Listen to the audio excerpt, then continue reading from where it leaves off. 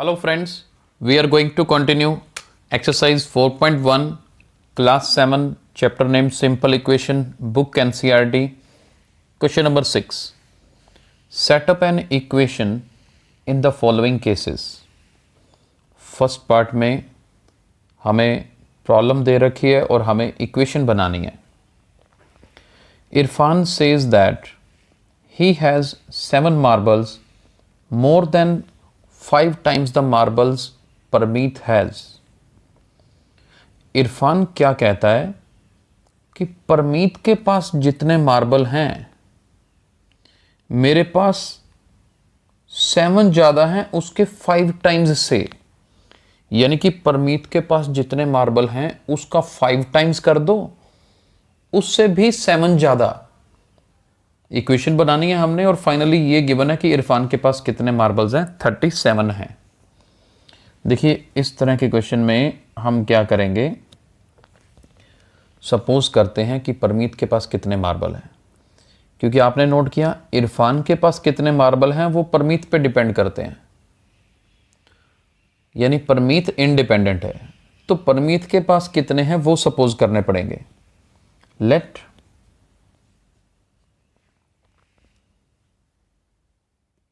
number of marbles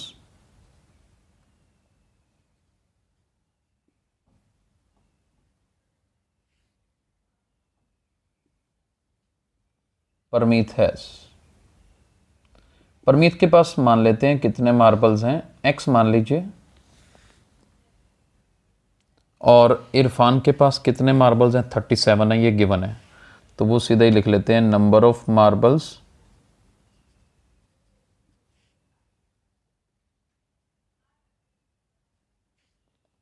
Irfan has. This is given as 37. अब एक बात देखो, इरफान ने क्या कहा था, ऊपर कंडीशन क्या दी थी, जितने परमीत के पास है ना उसका 5 टाइम्स. परमीत के पास तो x है, तो x का 5 टाइम्स मतलब 5x, उससे 7 ज़्यादा, यानी कि 5x में 7 ऐड कर दो तो ये किसके मार्बल बन जाएंगे, इरफान के बन जाएंगे.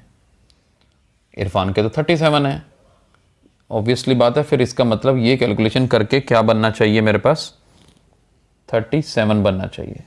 तो यही मेरी इक्वेशन हो गई. दोबारा सुन लीजिए, इरफान के पास कितने मार्बल्स हैं, पहले जितने परमीत के पास हैं उसका 5 टाइम्स, तो 5x कर दिया. 7 मोर देन दैट, जितना ये आया था उससे 7 ज़्यादा, तो +7 कर दिया. और किसके इक्वल लिखा, 37. क्यों, क्योंकि ये 37 मार्बल्स गिवन है हमें. आई होप फर्स्ट पार्ट समझ आया होगा. Let's move to part number second. Second part देखिए, Lakshmi's father is 49 years old. Lakshmi के फादर की एज कितनी है, 49 years. He is 4 years older than 3 times Lakshmi's as.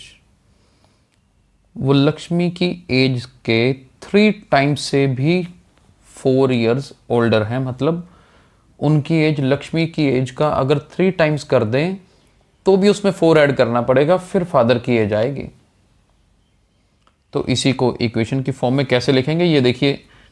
Lakshmi की एज को यहाँ पर गिवन है कि y ईयर सपोज किया जाए, तो ये लाइन ऑलरेडी लिख रखी है, तो हम यही फॉलो करेंगे. लेट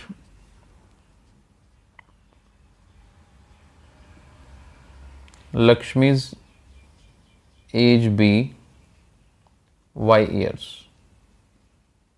लक्ष्मी की एज को y ईयर्स मान लेते हैं.